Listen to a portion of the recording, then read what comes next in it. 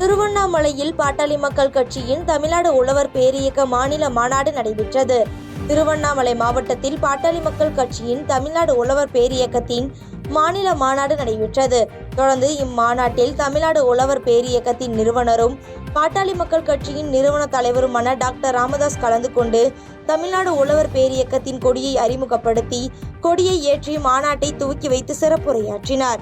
அப்போது பேசிய அவர் 10 அம்ச கோரிக்கைகளை நிறைவேற்ற கோரி தமிழக அரசை கண்டித்து வரும் 2025ஆம் ஆண்டில் தமிழ்நாடு உழவர் பேரியக்கத்தின் சார்பில் சென்னை போர் நினைவு சின்னம் அருகே மாபெரும் முற்றுகை போராட்டம் நடைபெற உள்ளதாகவும் ராமதாஸ் தெரிவித்துள்ளார்.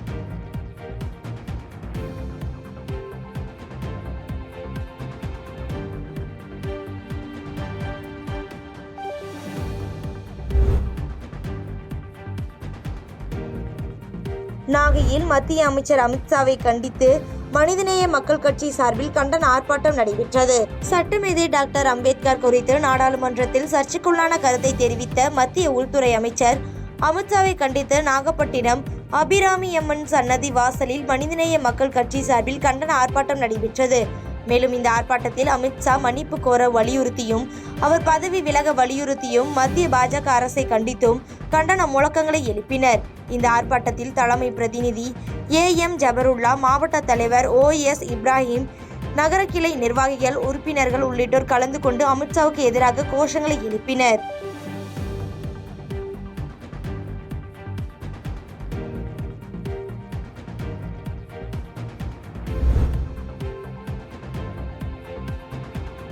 கரூரில் 336 கிலோ தமிழக அரசால் தடை செய்யப்பட்ட குட்கா பொருட்களை விற்பனை செய்த வழக்கில் ஒருவர் கைது செய்யப்பட்டுள்ளார். நாமக்கல் மாவட்டம் பரமத்தி வேலூர் பகுதியில் தனிப்படை போலீசார் ரோந்து பணியில் ஈடுபட்டிருந்தனர். அப்பொழுது இருசக்கர வாகனத்தில் வந்த ராமசாமி என்பவரை பிடித்து விசாரித்த போது அவர் இருசக்கர வாகனத்தில் வைத்து தமிழக அரசால் தடை செய்யப்பட்ட புகையிலை பொருட்களை விற்பனை செய்து வந்தது தெரிய வந்தது. பின்னர் அவரிடம் விசாரணை நடத்தியதில் அவர் கரூர் மாவட்டம் குந்தாணிப்பாளையம் பகுதியில் உள்ள அவரது வீட்டில் தமிழக அரசு தடை செய்யப்பட்ட புகையிலை பொருட்களை பதுக்கி வைத்திருப்பது தெரிய வந்தது. தொடர்ந்து அவரது வீட்டில் மற்றும் வீட்டின் முன்பு நிறுத்தி வைக்கப்பட்டிருந்த ஆம்னி காரில் மொத்தம் 336 கிலோ பதுக்கி வைத்திருந்த குட்கா மற்றும் பான் மசாலா உள்ளிட்ட புகையிலை பொருட்களை காவல்துறையினர் பறிமுதல் செய்து ராமசாமி மீது வழக்கு பதிவு செய்து நீதிமன்றத்தில் ஆஜர்படுத்தி சிறையில் அடைத்தனர்.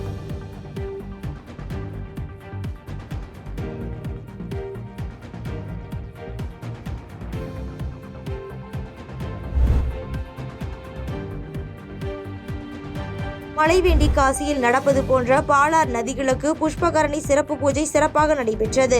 ராணிப்பேட்டை மாவட்டம் ஆற்காடு பகுதியில் அமைந்துள்ள பாலாற்றங்கரையில் பாலாறு திருவிழா, ரத யாத்திரை மற்றும் ஆரத்தி விழாவை முன்னிட்டு அகில பாரதிய சன்னியாசிகள் சங்கம், உலக சிவனடியார்கள் திருக்கூட்டம் மற்றும் ஆற்காடு பாலாறு பப்ளிக் ட்ரஸ்ட் ஆகியவை இணைந்து பாலார் பெருவிழா 3ஆம் ஆண்டு ரத யாத்திரை நிகழ்வை ரத்னகிரி ஸ்ரீ பால முருகன் அடிமை மற்றும் கலவை சச்சிதானந்த சுவாமிகள் ஆகியோர் சிறப்பு பூஜைகளை செய்து தீபாராதனைகளை காண்பித்து தொடங்கி வைத்தனர்.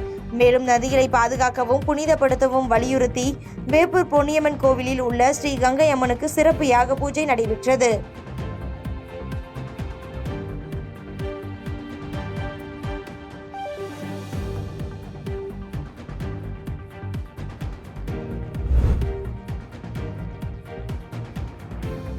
ஹஸ்ரத் சையத் குட்சலா அவுலியா தர்காவில் நாகூர் ஆண்டவர் பண்டிகையையொட்டி சந்தனக்கூட விழா சிறப்பாக நடைபெற்றது.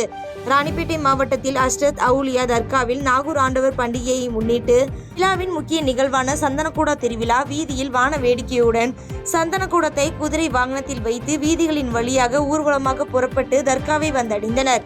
இதனைத் தொடர்ந்து ஊர்வலமாக கொண்டுவரப்பட்ட சந்தனக்கூடத்தை இஸ்லாமியர்கள் மேளதாளங்கள் முழங்க ஹஸ்ரத் சையத் குட்சலா அவுலியா சமாதியில் சிறப்பு தொழுகையில் ஈடுபட்டு சந்தனம் பூசும் நிகழ்வு நடைபெற்றது. இவ்விழாவில் ஏராளமான இஸ்லாமியர்கள் கலந்து கொண்டு சிறப்பு தொழுகை செய்து வழிபாடு செய்தனர்.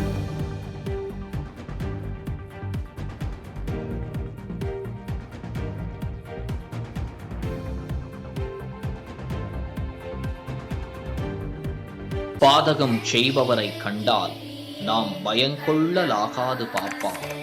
மோதி மிதித்து விடு பாப்பா, அவர் முகத்தில் உமிழ்ந்து விடு பாப்பா. அண்மை செய்திகளை உடனுக்குடன் தெரிந்து கொள்ள இணைந்திருங்கள் இயம்நாடு தொலைக்காட்சியுடன்.